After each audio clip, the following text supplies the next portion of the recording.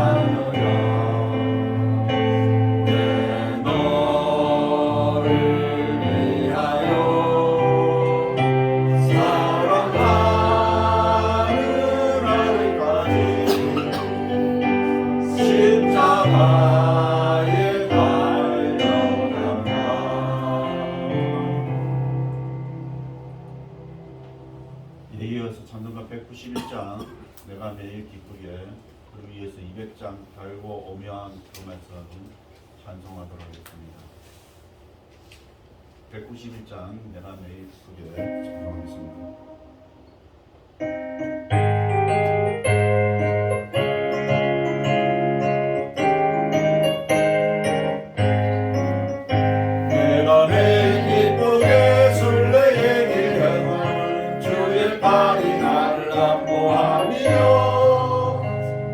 주의 근본을 받는 참된 미련, 주의 영이 함께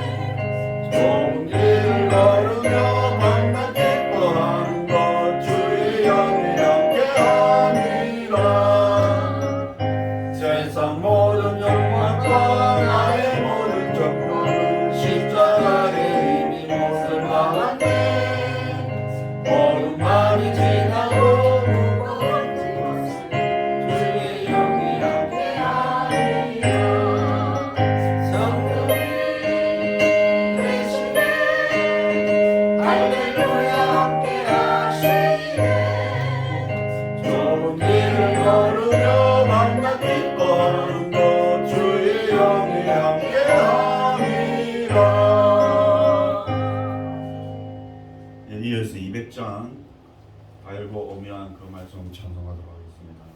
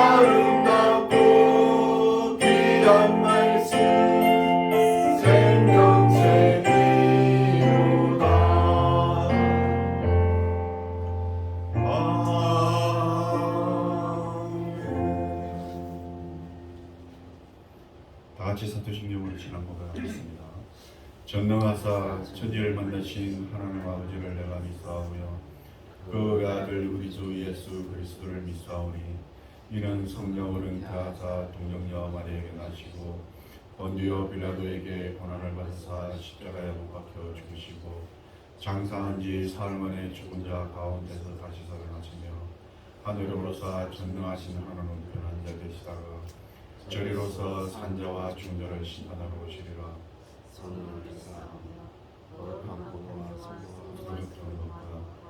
죄를 사하여 주시는 것과 몸이 다시 사는 것과 영원히 사는 것을 믿사옵나이다. 아멘. 자전거 43장 즐겁게 안식할 날 1절만 보도록 하겠습니다.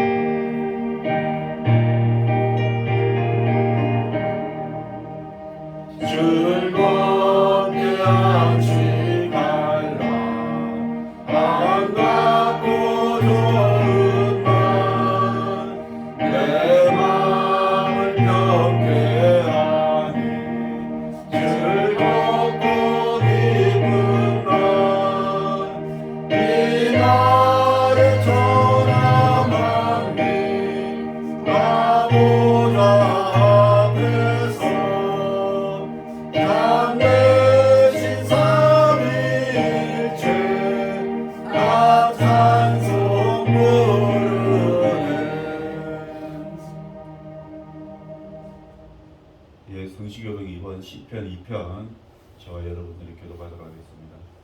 어찌하여 이방 나라들이 분노하며 민족들이 헛된 일을 꾸미는가? 세상 불안들이 나서며 가난들이 서로 먹게 하여 여호와와 그의 기름 부은 자를 대적하며 우리가 그들의 된 것을 들고 그의 결박을 벗어버리자 하는도다. 하늘에 계신 이가 없으심이여 주께서 그들을 부르시도다. 그 때에 분을 바라며 진노하사 그들을 놀라게 하여 이르시기를 내가 나의 왕국의 거룩한 산 시온에 세웠다 하시도다. 내가 여호와의 명령을 전하노라. 여호와께서 내게 이르시되 너는 내 아들이라 오늘 내가 너를 낳았다. 내게 구하라. 내가 이방 나라를 내 유업으로 주리니 내 소유와 땅 끝까지 이르리로다. 아멘. 이 시간에는 각자 손으로 기도한 제목을 가지고 합심하여 기도하도록 하겠습니다.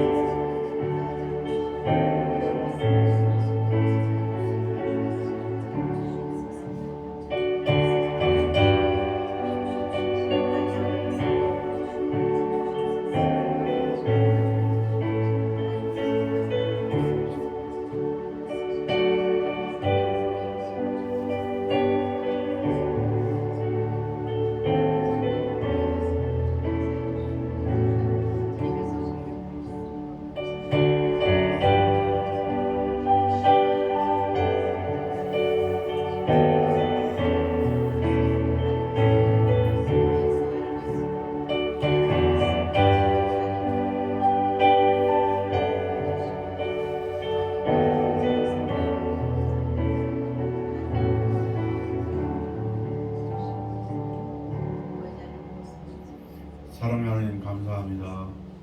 2022년을 돌이켜볼 때에 여러 가지 사건 사고가 많았지만 저희들을 눈동자같이 지켜주셔서 건강하게 또 주님의 품 안에서 잘 2022년을 보내게 해주시면 감사합니다.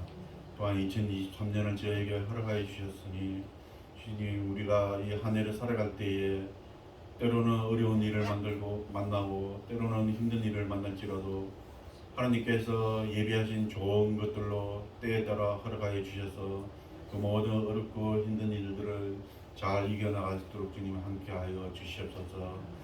올 한 해 우리가 살아갈 때에 하나님께서 전신갑주를 입혀주셔서 우리가 대적하여 싸워 이기는 삶을 살아갈 수 있도록 주님 함께하여 주시옵소서.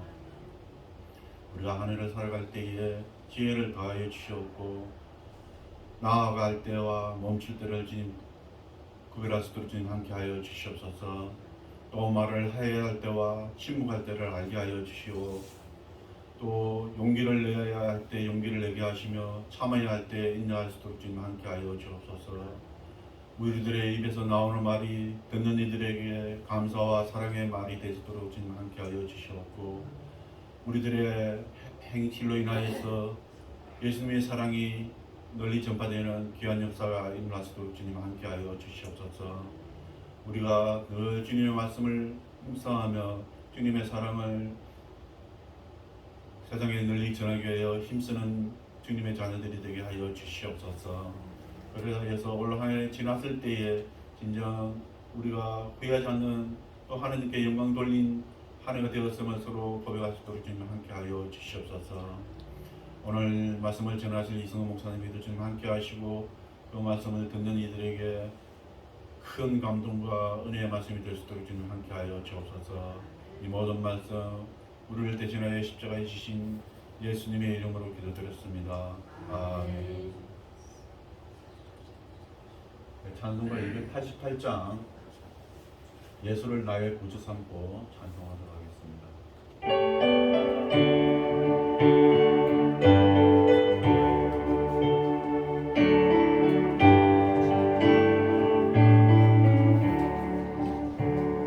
예수를 나의 구주 삼고 성령과 비로소 거듭나니 이 세상에서 내 영혼이 하늘의 영광 누리도다. 이것이 나의 간증이요 이것이 나의 찬송일세. 나 사는 동안 끊임없이 구주를 찬송하리로다. 온전히 주께 맡긴 내 영 사랑과 은총을 듣는 중에 천사들 왕래하는 것과 하늘의 영광 보이로다. 이것이 나의 간증이요 이것이 나의 찬송일세. 나 사는 동안 끊임없이 구주를 찬송하리로다. 주 안에 기쁨 누림으로 마음의 건강이 잠잠하니 세상과 나는 방문 없고 구속한 주만 보이로다. 이것이 나의 간증이요 이것이 나의 찬송일세. 나 사는 동안 끊임없이 구주를 찬송하리로다. 아멘.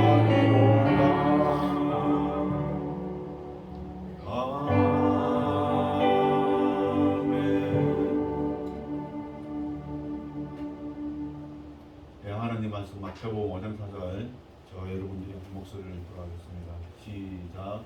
애통하는 자는 복이 있나니 그들이 위로를 받을 것이며. 아멘. 네, 이현 이소 목사님 나오셔서 위로가 필요한 인간이라는 제목으로 말씀 전하도록 하겠습니다. 많은 은혜 받으시기 바랍니다.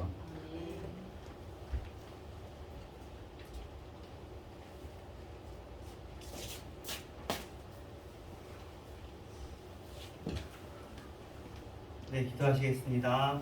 하나님 감사합니다. 이 시간도 우리가 한 자리에 모여서 예배하게 하여 주셔서 감사합니다.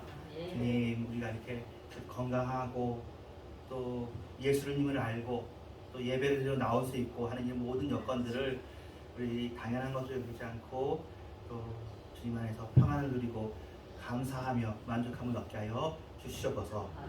오늘 이 시간도 하나님의 말씀을 서로 나누면서 주님께서 주시는 바 우리의 마음이 눌려지게 해 주시옵소서. 예수님의 이름으로 기도합니다. 아멘. 예, 지금 사실은 우리 본문은 애통하는 자는 복이 있다 그렇게 되어 있는데 우리 일반적으로 이거잖아요. 웃으면 복이 온다 그렇죠. 얼마나 맞는 말이에요. 저도 그렇고 여러분은 우리가 다 웃는 사람을 좋아하죠. 웃는 얼굴에 침 못 뱉고 웃으면 사람이 아무래도 밝고 좋은 일이 몰려오고 뭐 그 시크릿이라고 그 한동안 유행했던 그 책이 있어요. 그러니까 내가 간절히 원하면 전 우주가 나를 도와준다는 그게 비밀이라는 거예요. 그래서 아무래도 그러지 않겠어요? 또 긍정적인 게 좋고 낙관적인 게 좋죠. 저도 상담을 하면 항상 이렇게 얘기를 합니다. 우리의 마음을 어떻게 먹느냐에 따라서 웃을 수도 있고 또 슬퍼할 수도 있고 그렇잖아요. 그러니까 웃는 게 좋은 건 맞아요. 그리고 또 여기 일소일소 일로일로는 그거잖아요. 한 번 웃으면 한 번 젊어지고 한 번 화내면 한 번 늙어진다 그런 이야기예요. 그러니까 웃는 일은 정말 좋은 일이고 또 화내는 일이나 슬퍼하는 일보다는 웃는 게 훨씬 좋습니다. 그러면 이제 성경에서 왜 애통하는 자는 복이 있다 이렇게 했을까? 혹시 이제 웃음 치료법은 뭐냐면 이제 그거예요. 웃음이 심지어 이런 효과까지 있다는 거예요. 억지로 웃어도 마음에 기쁨이 없어. 근데 억지로 웃으면 웃을 때 자극되는 그 근육이 움직이니까 뇌가 이제 착각을 하고 이 사람이 웃는구나 해가지고 건강이 좋아진대요. 그래서 그 노인 유치원 이렇게 있어요. 이제 그 데이케어 센터를 별명이 노치원 그러는데 거기 가면은 다양한 거 하거든요. 공작하기도 하고 종이 오르기도 하고 하는데 거기서 많이 하는 것 중에 하나가 웃음 치료법. 막 노래 부르면서 막 웃는 것, 박수 치면서 웃고 그렇게 하거든요. 제 친구 목사님들이 그런 거 많이 하니까 하는데 웃으면 병도 낫고 얼마나 좋아요. 그러면 슬픔에는 효과가 뭐냐? 슬픔도 건강에 관련된 효과가 있대요. 그게 이제 그 다음에 쓴 이제 안구 건조증 이야기예요. 우리가 이제 눈물을 흘리면 우리가 요새는 눈이 많이 뻑뻑하잖아요. 눈물을 흘리면 안구 건조증도 없고 좋지 않느냐? 눈물에 건강에 효과가 있다 그런 얘기를 듣고 또는 남자보다 여자분들이 훨씬 더 많이 우는데 감정에 더 솔직한데 이 여자분들이 훨씬 건강한 것하고 이 감정하고 관련이 있대요. 같이 공감해주고 이러는 거. 물론 여자분들이 더 많이 웃어서 그런지도 모르겠지만 그러면은 그런 이유일까요? 성경에서 애통하면 복이 있다 그런 사람이 그러면 너희들이 건강이 좋아지니까 복이 있다 그런 얘기겠느냐? 웃으면 복이 있다는 얘기는 뭐 여러 가지로 이해가 되는데 애통하면 복이 있다는 얘기는 물론 그런 얘기가 아니니까 성경에 써 있겠고 우리가 읽어봐도 그런 얘기는 아닌 것 같아요. 그러면 애통은 뭘까요? 그냥 슬픈 것도 아니고 여기에 나온 애통은 아주 그냥 단장이라고 했는데 장이 끊어지는 것이 단장에. 우리나라에서 단장은 옛날 트로트 단순히 트로트라고 우리가 폄하할 수 없는 게 그 당시에 우리나라의 그 전통가요 단장의 미아리 고개라고 있어요. 거기에서 끌려갔나 봐요. 서울이 6.25 때 이제 우리가 저 밑에까지 순식간에 그냥 내려가가지고 한강다리 부시고 해서 서울에 남아있었던 사람들이 있잖아요. 그런 다음에 9.28 서울 수복이 됐는데 서울 수복이 되기 전에 이제 공산군들이 인민군들이 서울에 있는 사람들을 끌고 갔는데 이때 이렇게 끌고 가는 것이 넘어갈 때 미아리꼴이었나 봐요. 저는 어디서 그걸 봤냐면은 박완서 씨라고 그분이 이제 황해도에 사시다가 이제 공부하러 서울에 왔고 그때 이제 자기 큰오빠가 군대로 끌려가고 큰오빠를 보는 얘기가 나오거든요. 아빠도 죽고 큰오빠도 죽고 자기 이야기가 이제 그만둔 시간은 누가 먹었을까? 그 사는 거기 있었을까? 그 책에 나오는데 거기에 보면 그러니까 끌려가는 사람들을 보는 게 나와요. 그러니까 얼마나 슬퍼요. 어떻게 못하지? 군인들이 끌고 가니까 거기에 근데 오빠도 있고 아빠도 있고 남편도 있고 그러는 거예요. 정말 슬픈 일이죠. 끌려가는 거 북한으로 북조선으로. 이게 좀 슬픈 일이죠. 이게 단장의 아픔이 펜테오래요. 애곡하는 거. 아이고 하면서 우는 거. 아이고 하면서 우는 거. 그게 애통인데 그 애통이 그게 복이 있을 리가 있나요? 이게 큰 슬픔, 보통 슬픔도 아니고 아주 큰 슬픔을 이야기하는 건데 그러면 우리가 언제 이런 슬픔이 있나요? 내가 병이 걸렸을 때 그때도 아주 슬프죠. 또는 사고가 났을 때도 그렇죠. 우리가 또 원하지 않잖아요. 질병도 그렇고 사고도 그렇고 그 전에 예고가 없이 이렇게 온단 말이에요. 그리고는 이것에 의해서 죽음이 오게 되죠. 내가 죽는 일도 얼마나 슬픈 일이며 내가 소중하게 생각하는 사람들, 내가 아끼는 사람들, 내가 책임지고 내가 보호해야 되는 사람들, 또 내가 의지하는 사람이 죽는 일은 정말로 아픈 일입니다. 재난과 재해가 있죠. 자연재해도 있고 또 인간의 실수로 인한 재해도 있고 이런 일이 있는 것도 예고가 없어요. 그러니까 평상시에는 누리고 사는 것이 당연하게 여겨놓는데 갑자기 날아가는 거죠. 일상이 없어지는 거죠. 결핍이 있는 거죠. 계속 태어날 때부터 부모님이 없든지 아빠가 없든지 아니면 애를 낳고 싶은데 애가 안 낳아지고 또 결혼하고 싶은데 결혼을 못할 수도 있고 자기가 원하는 것들이 이렇게 결핍되는 그런 일들이 있을 수 있습니다. 또 외로움과 불안 이런 것들은 뭐 옆에서 야 너가 그렇게 굳이 외로워할 필요가 없냐 해도 이건 자기한테 절절한 현실이니까요. 예, 사람은 누구랑 같이 자기 이야기를 얘기하고 싶고 서로 이렇게 이렇게 마음을 나누고 싶은데 그 마음을 나눌 상대가 없으니까 외로운 거죠. 또 불안할 수가 있어요. 여러 가지 이유로 불안이 오죠. 이 불안이 커지면 이제 병이 되기도 할 정도로 그 정도로 불안이 올 수가 있어요. 상실, 뭐 그냥 내가 아끼던 것이 잃어버려도 좋고 요새는 많이 사람들이 공감하는 게 펫 로스 증후군이라고 애완동물 죽으면 그거 굉장히 힘들다고 그래요. 왜냐면 우리의 인생은 보통 80에서 90 이렇게 되는데 애완동물이 80, 90 사는 애완동물이 없는 거예요.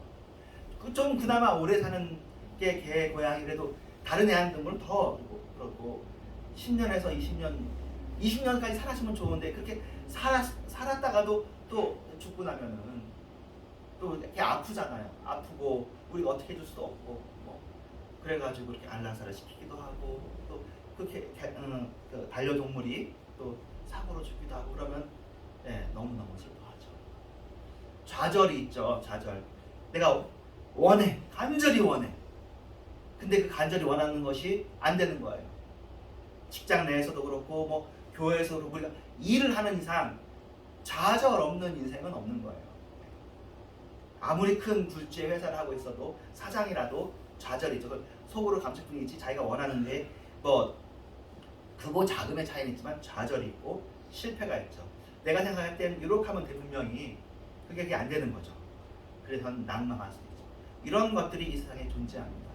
그리고 이런 것들이 아주 크게 되어지면 애통하는 건데 근데 어떻게 보면 여기서 오는 애통도 성경에서 말하는 애통보다는 좀 작을 수 있을 거예요. 이것도 이제 그 애통 종류예요.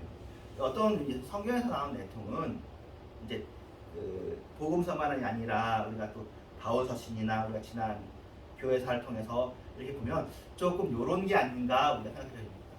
영적인 애통인데 영적인 애통이라는 게 우리가 좀 말로 표현하기가 그러니까 내가 깨어지고 부서지는 아픔 해보면 어떨까 싶습니다. 나 자신이 나의 존재 이유가 무너지고 내가 깨어지는 내가 박살나는 내가 망한 그런 아픔인 거죠. 어쩔 수 없는 하나님 앞에 두 손 들 수밖에 없는 그런 것이 애통의 슬픔이 아닐까 싶습니다. 그런데 생각해보면 우리가 깨어지면 내가 사는 길이 되어지고 우리가 깨어지면 어떻게 보면 교회가 살리는 길이 되어지고 또 가정과 국가를 살리는 길이 되어집니다. 우리가 알게 모르게 우리가 딱딱해지고 굳어져 있고 고집세져 있는데 그것들이 무너지고 부드러워질수록 좋은 거예요. 근데 이게 이제 여러분들도 혹시 유튜브에서 보신 분이 계실 거예요.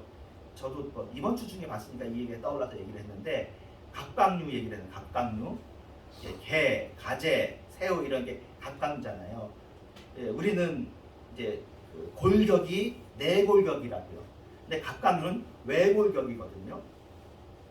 그러니까 이 외골격인 애들이 자랄 때 이렇게 자란다고 하잖아요.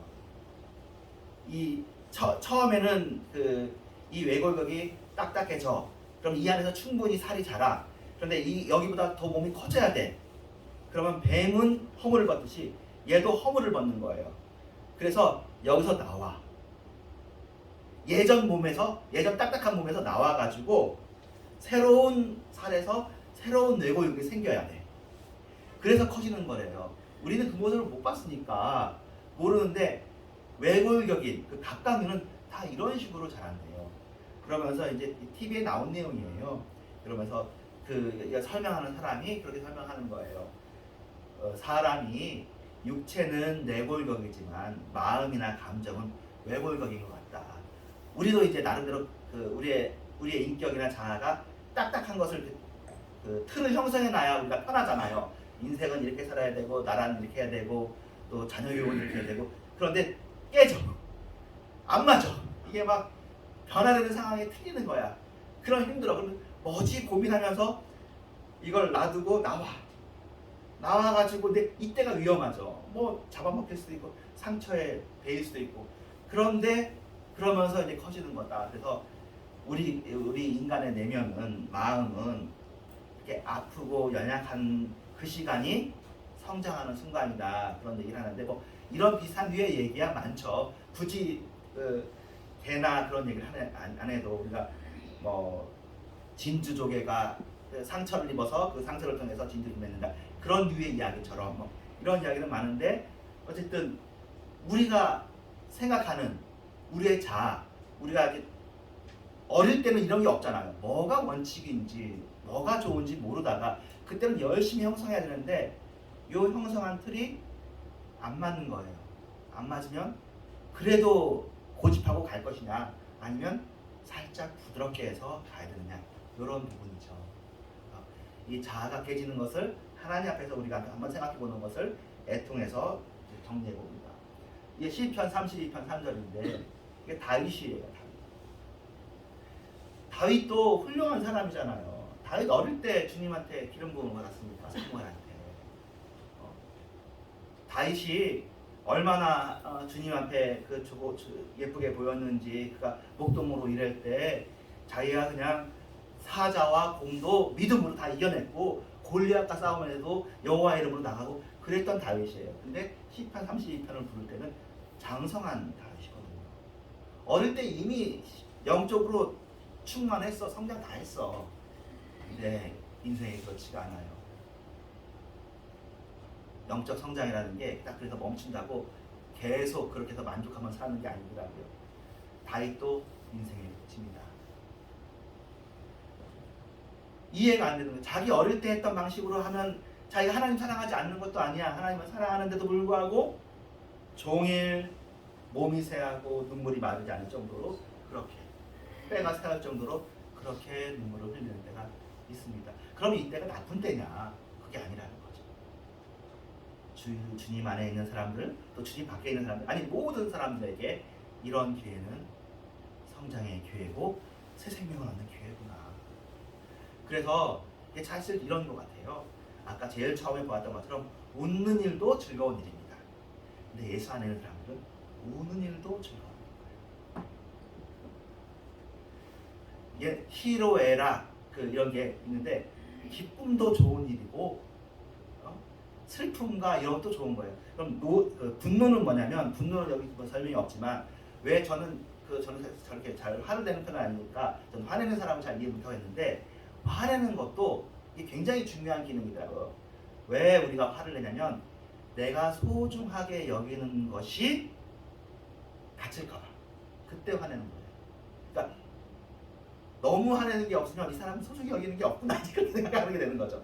우리가 화내는 게 그런 거래요. 교회 일을 하나 집에 있을 때 서로가 화내는 얘기가 나한테 이게 소중해. 근데 내가 소중한 거하고 이 사람이 소중한 게 다른 거지. 각자의 가치관이 다르다, 성격이 다르다는 게 그런 거죠. 그러니까 이 사람이 소중한 걸 존중해 줘야 돼. 사실 화낼 때는 그 사람은 이걸 소중하게 생각하는구나. 물론 이제 그것이 합당한지에 대해서는 서로 이제 타협과 조율이 필요하지만, 그러니까 화내는 것 자체는 그 사람이 성격이 나쁜 사람이어서가 아니라 소중한 것을 잃을까봐, 소중한 것이 잃어져서 소중한 것을 보호하기 위해서. 그러니까 그래서 하나님이 화를 내시는 게 있잖아요.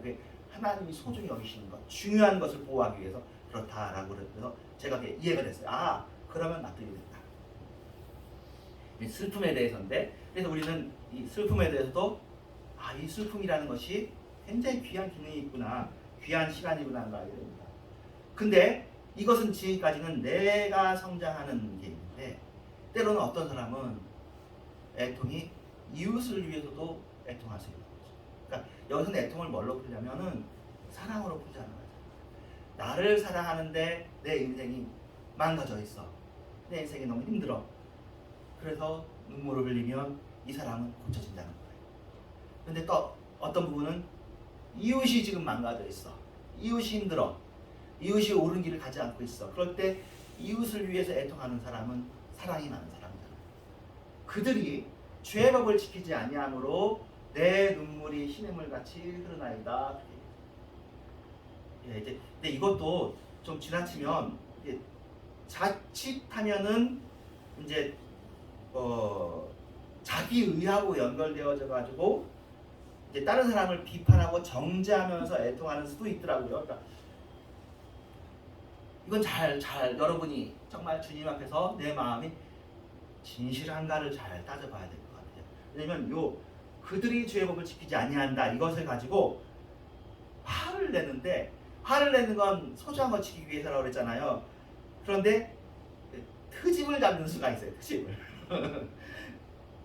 그 화를 내는 게 온당하지 않은, 이 사람들은 전혀 그렇지 않은데 그 사람들에 대해서 오해를 하면서 화를 낼 수가 있는데, 뭐 그렇더라도 일단 이것은 이웃을 사랑하고 그 모임을 귀하게 여기는 거구나 하는 것은 우리가 논리적으로 이해할 수 있어요.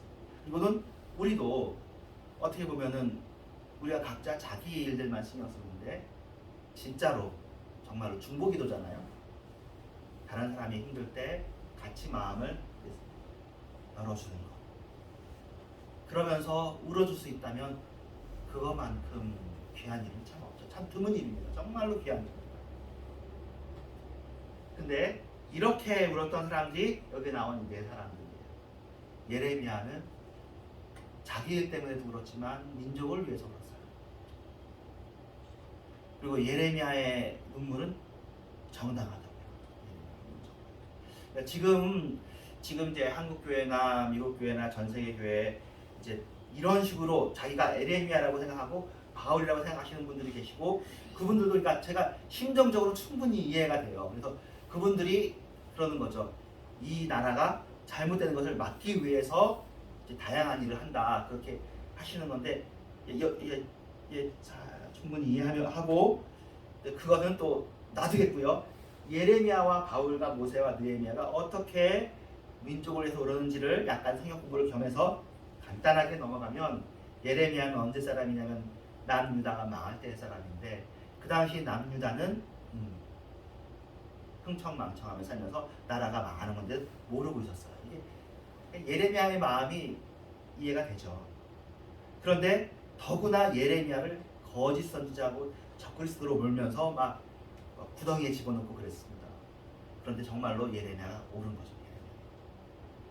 그래서 예레미야는 정말로 민족을 위해서 눈물을 흘렸고, 그 민족은 결국 포로로 끌려갔는데, 예레미야가 기도하면서 하나님한테 얻은 대로 포로 이후에 다시 돌아오는 일이 있었어요. 바울은 또 무엇을 어떻게 되냐면, 바울 당시의 사람들은 이제 예레미야 때 얘기했던 것들은 이제 다 지키는 거예요. 예레미야 때는 이른바 바리새인조차도 안 됐어. 하나님의 말씀을 완전히 무시했어. 근데 하나님의 말씀을 이제 존중해. 근데 그러고 나니까 바리새인이 됐네. 근데 예수님이 왔으면 이제 그 바리새인으로 사는 것이 아니라, 사두개인으로 사는 것이 아니라 예수님을 받아들여야 되고 사랑의 복을 받아들여야 되는데 그것을 무시하는 거예요. 근데 바울이 자신이 바리새인이었거든. 그래가지고 주님, 이 민족이 십자가를 알게 해주세요, 복음을 알게 해주세요 하는데 또 자기를 핍박하는 거예요. 자기를 잡아 죽이려고 하는 거예요. 그래서 바울이 눈물을 흘려요. 그때는 그게 맞았지만 지금은 예수님이 맞거든요. 예수님은 이제 앞으로 오는 모든 시대에 맞는 거예요. 그때는 율법으로 사람들을 인도했지만 지금은 예수의 복음으로 인도하는데 그걸 못 알아들어. 그래서 바울이 그 일을 위해서 3번이나 정말 간절히 눈물을 흘렸대요. 그 얘기가 있어요. 모세는 무슨 얘기냐면은, 모세는 예레미야보다 이전이잖아요. 아주 이스라엘 민족을 형성하는 초기에, 그때는 애굽의 포로와 노예로 있었을 때 데리고 나왔어. 그래가지고 그 시내산에서 율법을 받으려고 하는데, 그 율법을 받는 기간 동안에 자기가 없다고 해서 아론과 함께 우상숭배를 한 거예요. 우상숭배를 하니까 하나님께서 이스라엘, 이 히브리 민족을 멸망시키겠다고 해요. 그때 모세가 나서죠. 주님, 그러시면 안 돼요. 이 백성을 멸망시키지 마시고 차라리 내가 주님의 책에서 없어질지언정 이 백성을 도와주세요. 그렇게 얘기해요. 근데 이 모세의 기도의 자리가 바울의 기도의 자리이기도 하고 예수님의 기도의 자리이기도 해요. 그래서 그것을 귀하게 여기는 거예요. 이 사람들이 수가 많지 않습니까? 이 사람들이 몰라서 그렇습니다 라고 하는 겁니다. 참 귀하죠. 그래서 이분들이 화를 내면서 하는 것이 아니라 정말 무릎을 꿇고 기도하는 자리로 들어가요. 그런 의미에서 우리도 교회가 민족의 아픔과 어려움을 보면 비판하고 비난하고 정죄하는 자리가 아니라 주님 하면서 눈물로 기도하는 그런 자리로 들어가면 좋겠어요. 느헤미야도 마찬가지예요. 시대를 좀 다시 뒤죽박죽이 되는데 1번이 모세, 2번이 예레미야, 3번이 느헤미야, 4번이 바울 이렇게 되는 거예요. 느헤미야는 이제 포로로 끌려가 있는 시대에서 예루살렘을 생각하는 거예요. 예루살렘으로 들어가야 돼. 70년이 아직 안 됐어. 들어가야 돼. 그래서 사촌이 가는 동안에 물어봤어. 혹시 거기 가서 상황이 어떠냐 했더니 어렵게 산다는 거예요. 가난하게 살고 힘들게 살고 하나님 없는 데서 산다. 그래서 그때 느헤미야가 마음에 작정을 하고 눈물을 흘리면서 기도해요. 하나님 이 일에 나를 써주세요. 어쨌든 이 민족이 다시 돌아오는 때가 되어졌는데 아직도 어렵습니다. 그래서 눈물을 흘리면서 기도했어요. 하나님께서 정말로 느헤미야를 써서 총독으로 다시 돌아오게 하거든요. 그러니까 내가 힘들고 내가 좌절과 낭만과 사고가 당했을 때 눈물 흘리는 눈물도 있지만 다른 사람들을 위한 눈물도 있는 거예요. 그런데 비판과 정죄로 들어가지 말고 진정으로 들어가면 하나님께서 이 사람들을 사랑하십니다. 그래서 여러분들도 예레미야의 자리, 바울의 자리, 모세의 자리, 느헤미야의 자리가 여러분 마음속에 있어지기를 주님의 이름으로 축원합니다. 예, 이러면 여러분들이 하나님이 보시기에 성숙한 거죠, 진짜. 내 일도 감당하는 거지만 다른 사람들의 일도 비판이나 정죄가 아니라 마음에 품고 주님 저들을 불쌍히 여겨주시고 몰라서 그렇습니다. 기도하는 자리로 들어가죠. 애통하는 거죠. 이 애통은 귀한 거잖아요. 이 애통은 사랑에서 나오고 이웃과 교회와 나라에 대한 사랑에 애통하게 하는 겁니다. 예, 교회는 그런 공동체여야 하는 거죠. 그래서 그리고 애통하는 사람은 자 어떻게 보면 자기의 한계, 그러니까 자신의 무능을 알기 때문에 애통하는 거예요. 자기가 할 수 있으면 해야 되는 거죠. 애통하기만 하는 것이 아니라 일을 처리를 해야죠. 조치를 취해야죠. 근데 이 상황은 한계를 넘어섰어. 내가 어떻게 해볼 도리가 없을 정도로 일이 너무 심해. 아까 말했던 네 사람의 상황이 그랬고 사실은 우리도 애통할 때 그런 거죠. 어떻게 내가 해볼 수 있어야지 뭐 해야 하는데 이거는 뭐 기적이 일어나지 않는 방법이 없어. 그러면 이제 아이고 하면서 애통하게 되는 것입니다. 우리의 한계를 알 때 애통이 나옵니다.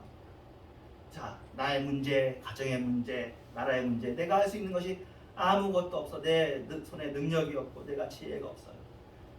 그럴 때 절망에 빠져 이게 절망이죠. 절망인데 이 애통은 그러니까 사실은 그 애통은 속에 하나님에 대한 한 가닥 소망을 가지고 애통하는 거죠. 소망이 안 보여. 안개 같아. 하지만 그렇다고 방법은 없잖아요. 하나님 앞에서 애통하는 겁니다. 이렇게 애통하는 사람이 복이 있다고 성경이 말해주는 것이니 여러분 이게 성경 로마서에 이렇게 써있다. 우는 자와 함께 울고 웃는 자와 함께 웃어주라. 이게 신앙인의 삶의 요령이에요. 삶의 원칙인데 웃는 사람과는 함께 즐거워해 주시면 됩니다. 우는 자를 왜 우냐 물어할 수도 있겠지만 함께 울어줄 수 있으면 굉장히 귀한 거다.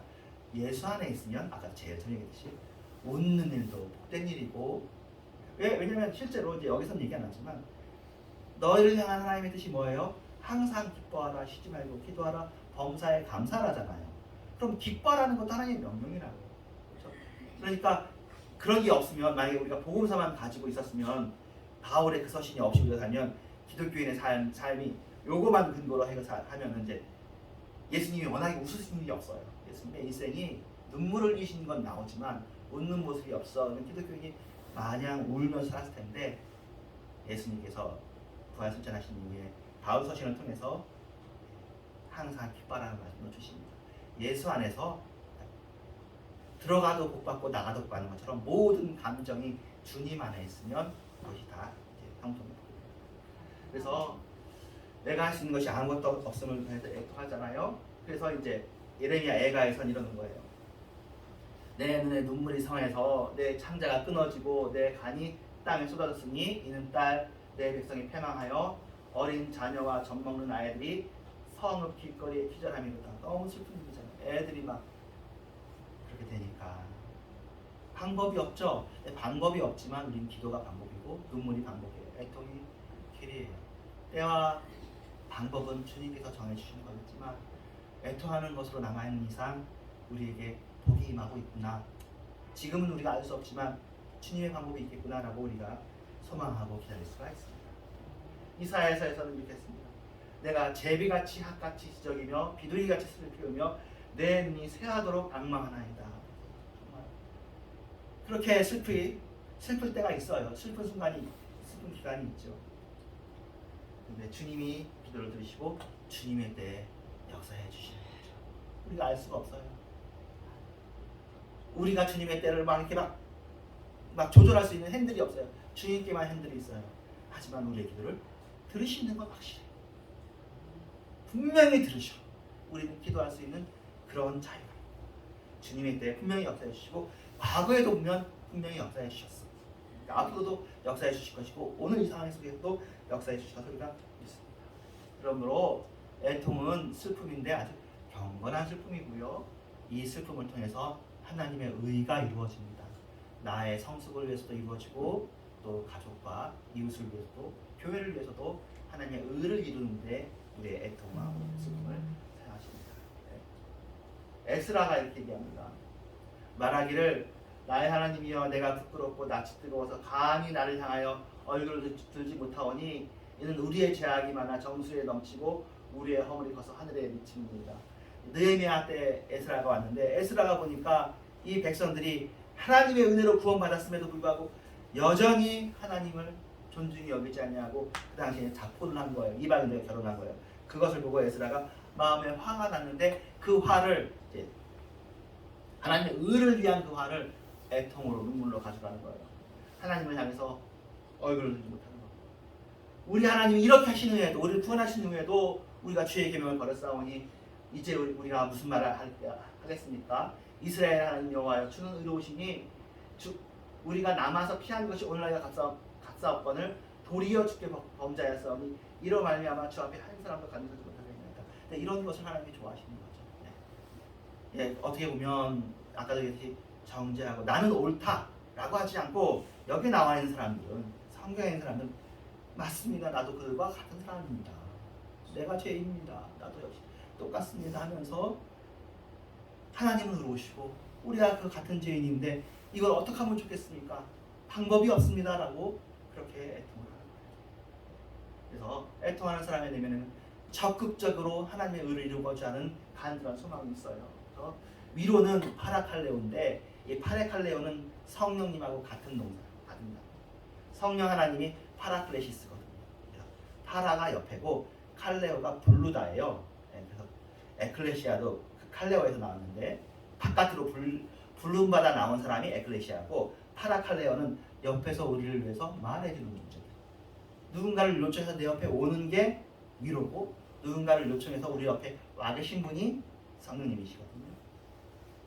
그래서 이제 이 이야기는 성경에 나와 있는 얘기는 아니지만 여기 참고문헌에 있는 아담과 이브의 눈물에 대한 이야기가 있어요. 이게 구전인데 조금 그래도 다른 문학이 아니고 사람이 쓴 건 아니고 유대인들이 믿는 건데 또 성경에 있는 인물이 나오니까 한번 보시고 이건 뭐 비슷한 거예요. 우리가 아까 봤던 뭐 진주에 대한 이야기, 각광에 대한 이야기 비슷한 이야기인데 그냥 성경은 아니니까 성경처럼 생각하지 마시고 그래도 한번 여러분에게 이미지를 그릴 때 도움이 되는지 한번 잠깐 연출해 보겠습니다.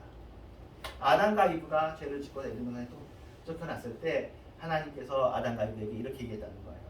자녀들아 나는 나의 죄로 너희를 징벌하는데 에덴 동산을 떠나서 너희가 슬픔과 곤고의 세상으로 들어간다. 그렇지만 나의 자비는 그치지 않고 너에게 임할 것이다. 사실 너희는 세상에서 많은 어려움을 당하고 삶의 공고 가운데 있게 될 것이다. 이런 내용이 성경에 있진 않지만 이런 이것을 짐작하게 하는 건 뭐 특별히 문제가 되는 부분은 아닌 것 같아요. 하나님께서 사랑하시는 것은 가죽 옷 입혀주는 것으로 나왔고 아담과 하와가 곤고 가운데 있을 것이라는 것은 성경에 뭐 가시화목이가 난다는 것, 산고에 아픔을 더 더하게 해준다는 것도 다 나왔으니까요. 근데 떠나는 것도 맞고요. 그러니까 성경하고 어느 정도 비슷하게 만들어진 이야기죠. 그런데 이 이야기는 성경이 없는 이야기죠. 성경이 없으니까 이건 그냥 문학이다, 유대 문학이다 생각하시면 됩니다. 근데 천국에 값진 보물을 쌓아두고 너에게 줄 것인데 그 보물을 얻는 비결이 바로 눈물이다. 삶이 고난이 너희를 억누르고 슬픔이 너희를 사로잡을 때, 그래서 더 이상 너의 힘으로 견디지 못할 때 너의 눈으로부터 이 눈물이 떨어질 것이다.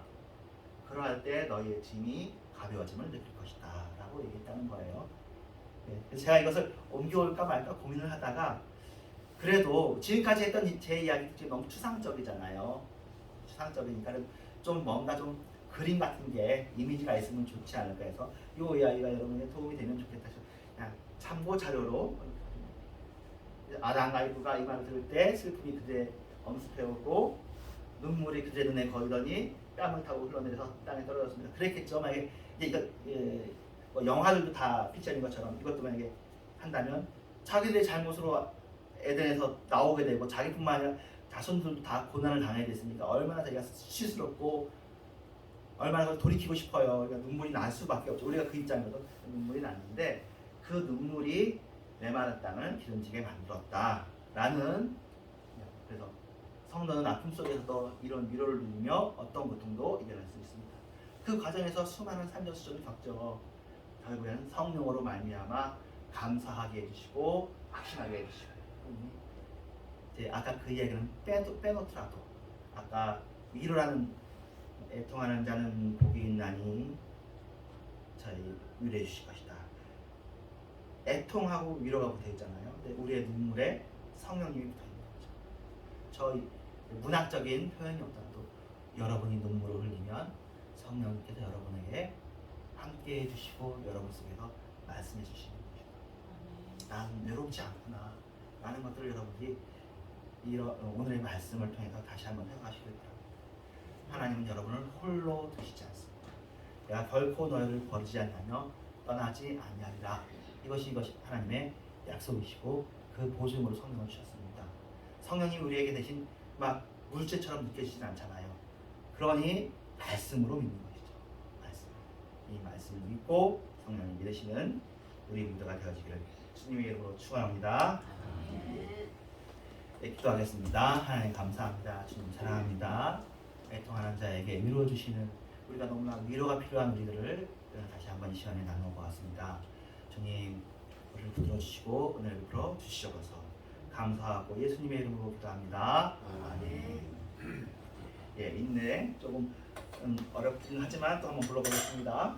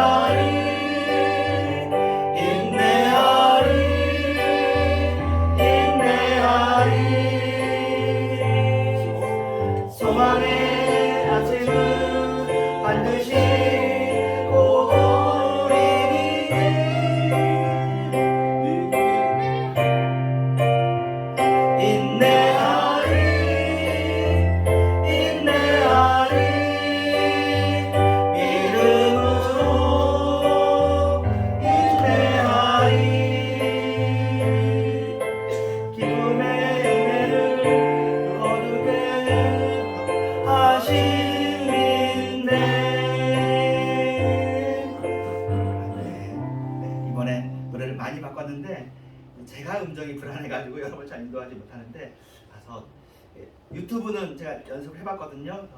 우리 인터넷 연결되어 있으니까 유튜브를 띄워놓고 예배전 찬송도 한번 부르고 이것도 한번 부를까 싶긴 한데 모르겠습니다. 연습 다 하든지. 예, 그리고 헌금기도한 이후에 그 페레송도 좀 새로운 노래지만 아주 좀 쉬운 노래로 바꿨습니다. 일단 헌금기도하겠습니다. 하나님 감사합니다. 우리가 주님을 위해서 예배도 드리고 헌금을 드립니다. 주님께서 신이 가품이 되어 주시옵소서. 하늘의 아버지께서 이 세상을 창조하신 분께서 그리고 지혜로우신 분께서 우리를 위해서 뭐가 제일 좋은지 잘 아시는 분께서 우리의 몸에만 좋은 것이 아니라 영혼까지 포함해서 가장 좋은 길로 인도하여 주시고 하늘나라까지 포함해서 가장 복된 길로 우리를 이끌어 주시옵소서. 예수님의 이름으로 기도합니다. 아멘. 그래서 헌금 폐송 내 안에 가장 귀한 것인데요. 한번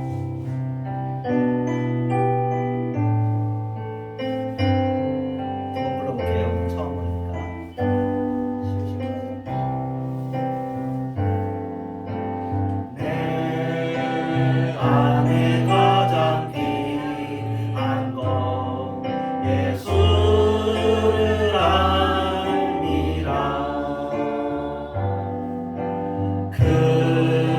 금보다 더 귀한 것 예수를 알미라.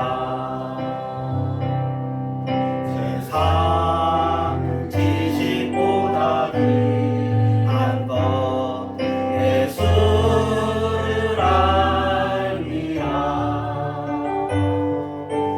내 안에 가장 귀한 것 예수를 알미라. 예수의 이름 존귀한 그 이름 예수의 이름 능력의 그 이름 다시 한번 내 안에 가장 귀한 것 예수를 알미라. 금보다 귀한 것 예수를 알미라. 세상 지식보다 귀한 것 예수를 알미라. 내 안에 가장 귀한 것 예수를 알미라. 예수의 이름 존귀한 그 이름 예수의 이름 능력의 그 이름. 짧아서 좋고요. 감사합니다. 네, 여러분에게 그 이 찬송만 이루어져도 다 되죠. 뭐 그 안에서 슬픔이 있어도 좋고 그 안에 기쁨이 있어도 좋고 그렇습니다. 주기도문하고 축도하겠습니다. 하늘에 계신 우리 아버지여 이름이 거룩히 여김을 받으시옵소서. 나라의 마음이시여 우리 자녀 소집을 받으시 땅에서 그루어지이다. 오늘 하루 일용할 양식을 주옵시오. 우리가 우리의 죄 지은 자를 사하지 같이 우리 죄를 사하여 주십시오. 우리를 징벌하지 말게 하옵시고 다만 악에서 구하옵소서. 내게 나라와 권세와 영광이 아버지께 영원히 있사옵나이다. 아멘. 때가 찬 지금은 교회에 보내주신 예수 그리스도의 은혜와 하나님의 사랑과 성령님의 역사하심이 주님을 변함없이 사랑하는 모든 시민들 위해와 이런 교회 위에 이제부터 영원토록 함께 계실지어다. 아멘.